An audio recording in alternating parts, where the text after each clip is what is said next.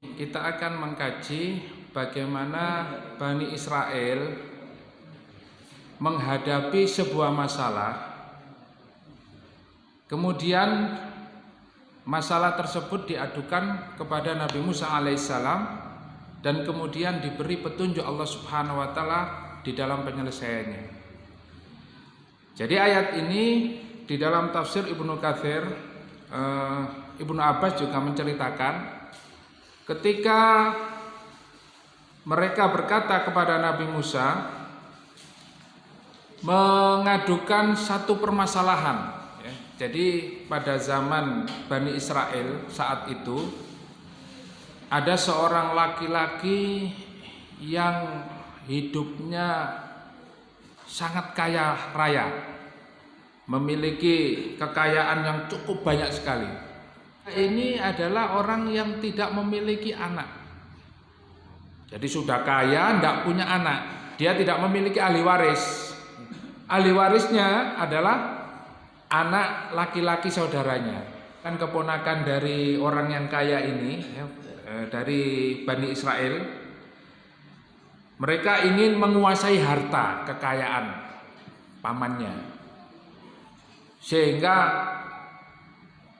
setan menggoda mereka. Ini kekayaan pamanmu ini cukup banyak, tetapi usia pamannya ini cukup panjang, sehingga mereka tidak sabar.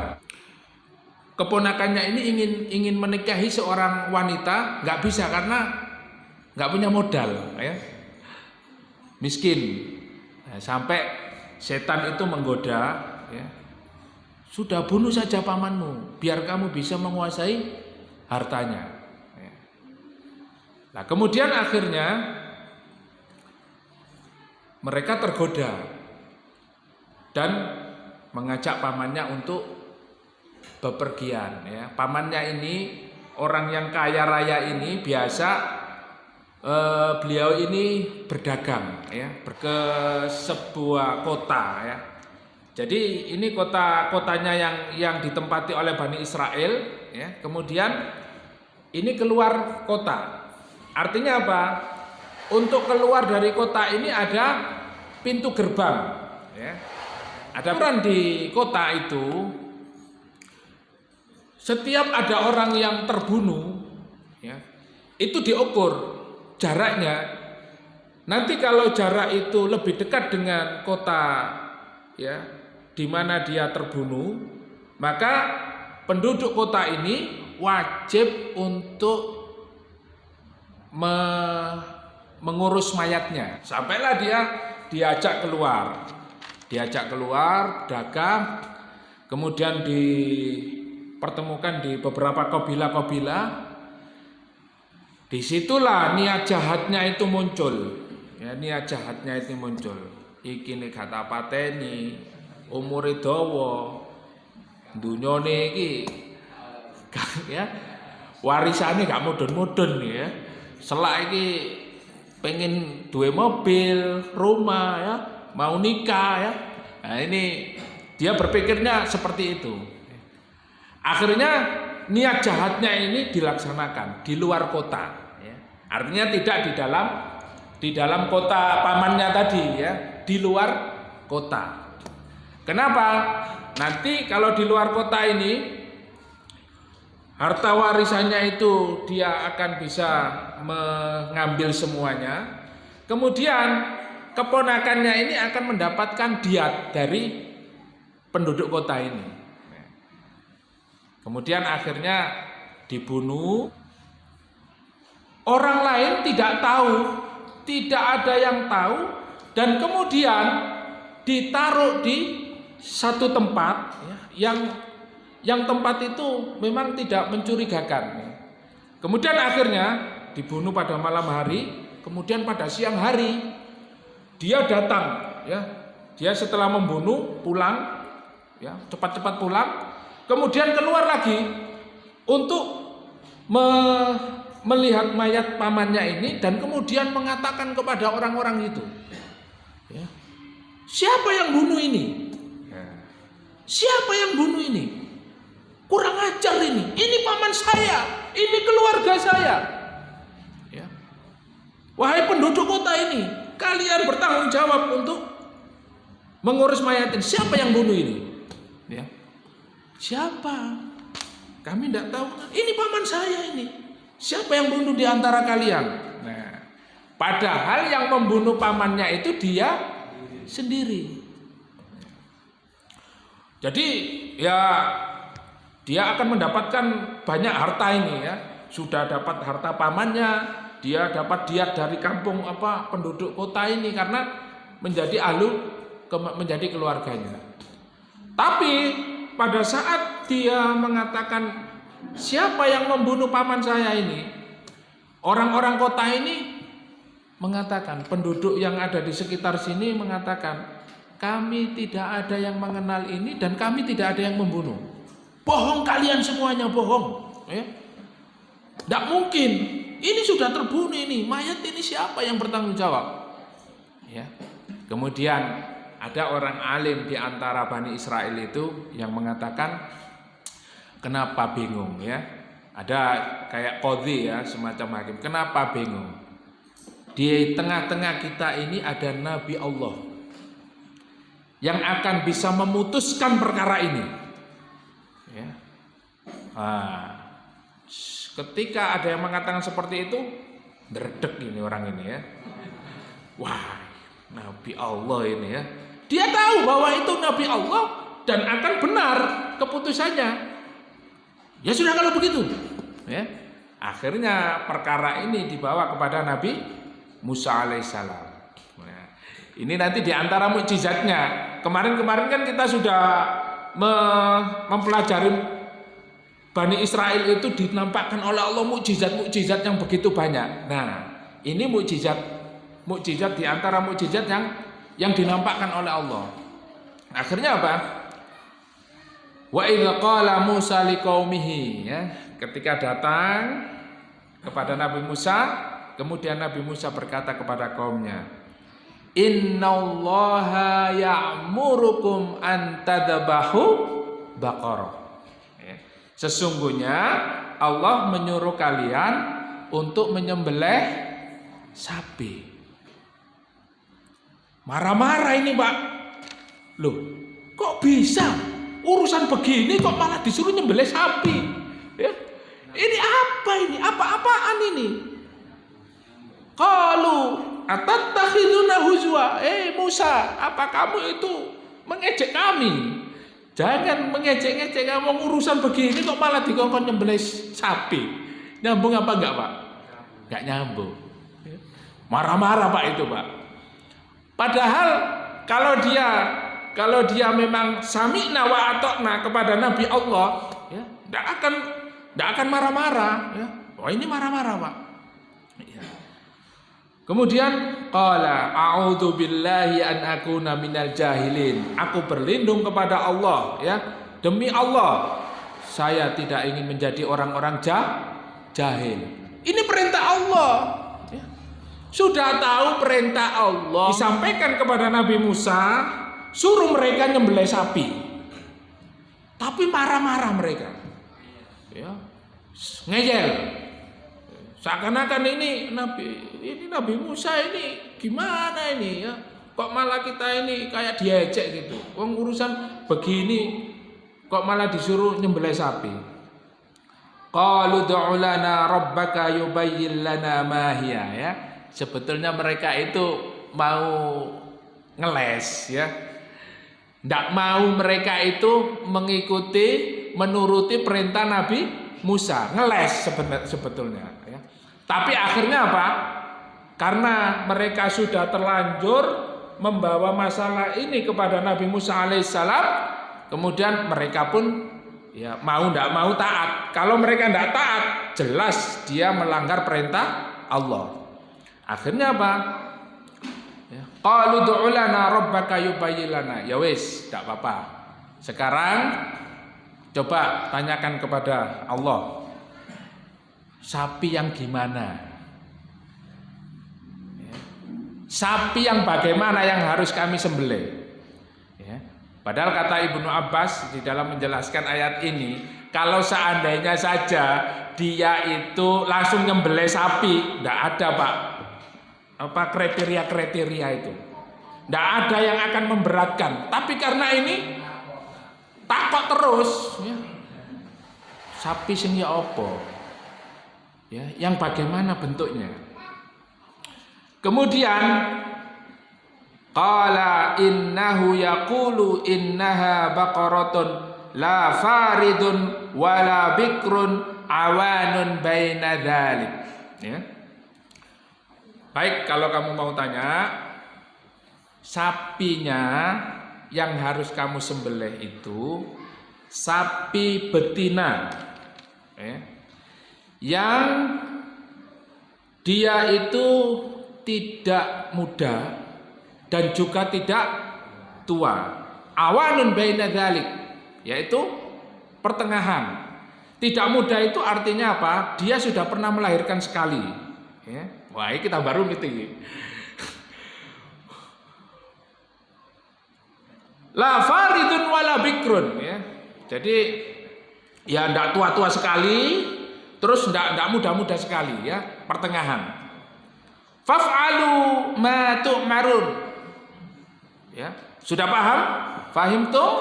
Fahimna. Faf'alu ma tu'marun. Oke, kalau begitu laksanakan. Siap laksanakan. Mau laksanakan, masih tanya lagi, Pak. Tanya lagi. Qalu du'u lana rabbaka yubayyin lana ma launuha. Ya. Apa pertanyaannya selanjutnya? Musa, coba tanyakan sama Allah. Ma launuha, apa warnanya? La haula wala quwata illa billah. Ya. Wong tinggal nyembelih saja.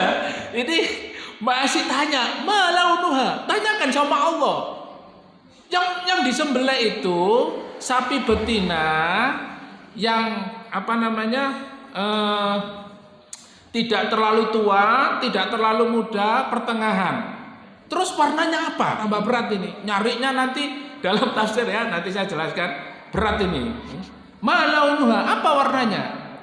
Qala innahu yaqulu innaha baqaratun safra'un faqi'ul launuha tasurrun nadhirin. Waduh, tambah bingung. Oke, saya tanyakan sama Allah. Malaikat Jibril akhirnya memberikan wahyu. Yang harus disembelih sapi betina yang tidak terlalu tua, yang tidak terlalu muda, pertengahan. Warnanya kuning mulus, nggak ada belangnya sama sekali. Wah, tambah repot ini. Warnanya kuning mulus, tidak boleh ada belangnya. Faqi'ul launuha tasurrun nadhirin, yang kalau orang itu melihat sapi itu, orang itu melihatnya dengan senang, ya. Jadi menyenangkan sapi itu. Insya Allah, ya. Tambah berat, ya. Sudah tanya warnanya? Qalu du'u lana rabbaka yubayyin lana ma hiya. Masya Allah, ya. Sudah dikasih tahu kriterianya seperti itu, masih tanya lagi. Mereka berkata, wahai Musa, tanyakan kepada Allah lagi. Kriterianya seperti apa? Ya. Tua, gak tua, enom, gak enom, pertengahan, kuning, mulus, ndak ada belangnya. Terus sapi sing ya apa? Masya Allah. Wah, gari nyembelih aja kok masih terus ditanyakan. Ya. Padahal sebetulnya dia itu mendapat perintah amr yang sangat mudah untuk dilaksanakan, tapi berat. Karena apa? Karena dia terus menanyakan. Tanyakan kepada Allah supaya menjelaskan mahia, ya, sapi yang bagaimana. Innal baqarata syabaha alaina. Ya. Jadi mereka ingin penjelasan tentang sapi itu, sapi yang bagaimana. Wa inna insyaallahu lamuhtadun. Nah, sesungguhnya ya, kami insya Allah. Nah, ini kata-kata insya Allah ini Pak, yang menghindarkan mereka dari azab langsung dari Allah. Karena mereka mengatakan insya Allah. Kalau mereka seandainya ya, di dalam tafsirnya ini disebutkan, kalau seandainya mereka tidak mengatakan insya Allah, mereka langsung diazab oleh Allah. Karena mereka mengatakan insya Allah wahai Musa, kalau kami tahu kriterianya nanti sapi yang seperti apa, nanti kami akan jelas ya mendapatkan petunjuk ya. Insya Allah kami akan laksanakan. Akhirnya qala innahu yaqulu innaha baqaratun la dzalulun tuthirul arda wa la taskil hartha. Oke, akhirnya dapat penjelasan lagi Pak. Sapi yang kalian sembelih itu adalah sapi yang tidak terlalu tua, tidak terlalu muda, pertengahan, warnanya kuning, mulus, tidak ada belangnya, dan sapi yang tidak pernah dipakai untuk membajak sawah. Yang kemudian sapi yang tidak pernah membawa air. Wah, ya. Bani Israel karena tanya berat ini. Waduh ya, akhirnya waduh ini apa ini ya? Musallamatul la syiyata fiha ya, kemudian mereka mencari-cari itu di dalam tafsir disebutkan selama ya 40 hari. Mencari sapi ini tidak ketemu-ketemu. Dicari kemana-mana tidak ada. Ya, yang seperti disampaikan syaratnya sapi yang disembelih seperti itu tidak ada. Dicari di pasar sapi tidak ada. Dicari di mana-mana nggak ada. Sampailah dia ketemu sapi itu di salah seorang laki-laki. Disebutkan di dalam tafsir itu dia adalah seorang yang amanah, yang berbakti kepada orang tuanya. Jadi ada diceritakan orang yang memiliki sapi ini, dia itu waktu itu ada orang Bani Israel yang menjual emas-emasan.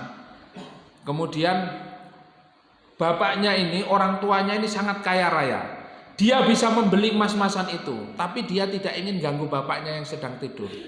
Cepat ini beli sekarang juga. Enggak, saya enggak mau beli. Saya mau beli kalau bapak saya sudah bangun. Nah, sampai dipaksa akhirnya enggak beli karena apa? Menjaga orang tuanya, jangan sampai terganggu dari tidurnya. Nah, kemudian dijelaskan bahwa dengan amanahnya dia menjaga orang tua, laki-laki ini diberi apa? Diberi ganti oleh Allah Subhanahu wa taala dengan seekor sapi yang sesuai dengan kriteria yang disebutkan ini. Ketemulah orang-orang Bani Israel yang tanya kepada Nabi Musa tadi itu setelah mencari beberapa hari ketemu. Tapi tidak dikasihkan, Pak. Tidak dikasihkan. Kenapa? Karena dia sangat menghargai ya, menyayangi ya binatangnya ini. Kemudian orang-orang Bani Israel itu memaksa karena sesuai dengan kriteria itu. Tidak bisa, tidak akan saya berikan. Kami akan beli berapapun kamu minta. Tidak saya jual. Sudah begini saja. Kamu sapimu itu berikan kepada kami. Akan kami ganti seberat emas. Ya, jadi sapi itu ditimbang beratnya berapa misalnya, kami akan berikan emas seberat sapimu itu. Tidak mau, tidak dikasihkan. Sampai akhirnya ditawarkan 10 kali lipat. Ya. Jadi misalnya 100 kilo gitu ya, dapat emas 100 kilo. 10 kali lipat Pak, ya, ditawari 10 kali lipat, tidak mau juga. Akhirnya dilaporkan kepada Nabi Musa alaihissalam, kemudian Nabi Musa datang, kasihkan kepada dia. Akhirnya dikasihkan dengan yaitu tadi 10 kali lipat, dapat emas berat seberat sapi tadi. Kemudian akhirnya sapi itu disembelih, ya, disembelih oleh Bani Israel, dan kemudian diperintahkan kepadanya, wa idza qataltum nafsan faddaratum fiha wallahu mukhrijum ma kuntum taktumun faqulna dribuhu bi ba'dihha. Nah, diperintahkan kepada Nabi Musa, ya, Nabi Musa memerintahkan kepada orang-orang yang nyembelih sapi tadi, pukulkan salah satu bagian dari sapi itu ke mayit tadi. Kadzalika yuhyillahul mauta wa yuriikum ayatihi la'allakum ta'qilun. Di dalam tafsirnya disebutkan bahwa ketika ada banyak perselisihan pendapat bagian sapi mana yang dipukulkan. Ada yang bagian pahanya, ada yang bagian punggungnya, ya. Ada yang beberapa bagian. Jadi yang kita ambil adalah bagian pahanya, paha sapi. Ya, setelah dipotong, kemudian dipukulkan ke mayit tersebut, ke orang yang dibunuh tadi. Dipukulkan, hiduplah dia. Atas kehendak Allah Subhanahu wa taala, mayit ini yang sudah terbunuh tadi hidup kembali. Kemudian ditanya orang-orang Bani Israel, ya, penduduk di luar kota tadi, kemudian orang-orang yang mengerumuni dari keluarga pamannya ini, keponakan-keponakannya juga datang di situ. Ya, ketika mayat ini hidup, ditanya, siapa yang membunuh kamu? Apa jawaban mayat ini? Itu yang membunuh saya, keponakan saya sendiri. Yang membunuh saya keponakan saya sendiri, dan dia ingin mendapatkan harta warisan dari saya. Wah, langsung orang-orang yang di luar kota tadi itu, kemudian orang-orang yang dari dalam kota dan keluarga-keluarganya akhirnya menangkap keponakannya ini tadi, yang membunuh tadi. Ditangkap, kemudian akhirnya dibunuh. Jadi ini menjadi pelajaran bagi kita bahwa orang-orang yang melakukan pembunuhan, maka kalau di dalam Islam itu ada namanya hukum qisas. Tsumma qasat qulubukum min ba'di dzalika fahiya kal hijarati aw ashaddu qaswa. Kemudian hati mereka setelah mendapatkan kenyataan, bukti yang nyata, mukjizat yang begitu luar biasa, summa qasat qulubukum, hatinya semakin keras. Padahal sudah melihat mukjizatnya Nabi Musa alaihissalam, apa yang sudah kita pelajari kemarin? Mereka dibebaskan dari kejaran Fir'aun, bisa menyeberangi lautan. Kemudian ketika ditinggal Nabi Musa ke Gunung Tursina untuk menerima wahyu, kemudian dakwah itu diserahkan oleh saudaranya Harun. Datang Nabi Musa ke kaumnya, ternyata mereka sudah menyembah anak sapi. Nah, kemudian Nabi Musa marah kepada Nabi Harun ini, ya, dipegang kepalanya sama jenggotnya ini. Ya. Kok bisa begini? Ya. Kenapa mereka bisa seperti ini? Ya. Kemudian akhirnya mereka diampuni oleh Allah. Ketika dia ingin melihat Allah untuk beriman kepada Nabi Musa, dilihatkan cahaya, suara yang keras, dan dia tidak sanggup. Ya. Kemudian meninggal dalam waktu berapa? 3 hari. Hidup lagi, dihidupkan oleh Allah, ya. Masih saja dia ingin bukti lagi supaya Allah mendatangkan makanan dari langit, ya, berupa manna was salwa. Sudah seperti itu dia ingin minuman, ya, minuman, kemudian tidak puas dengan makanan, ya. Ya Musa lan nasbiru ala ta'amin wahid. Ya Musa, kami tidak sanggup kalau makanannya cuma gini-gini tok. Padahal makanan ini dari langit, makanan yang sangat istimewa, tapi tidak mau dia. Akhirnya apa? Ingin makanan-makanan seperti biasa, tumbuh-tumbuhan, mentimun, bawang putih, bawang merah, kacang-kacangan, ya. Sampai akhirnya, ya, mereka pun melanggar aturan Allah dengan apa? Mengambil ikan di hari Sabtu. Kemudian ini pun begitu juga. Dengan apa namanya tidak merasa bersalah, menanyakan perintah-perintah Allah Subhanahu wa taala itu ditanyakan.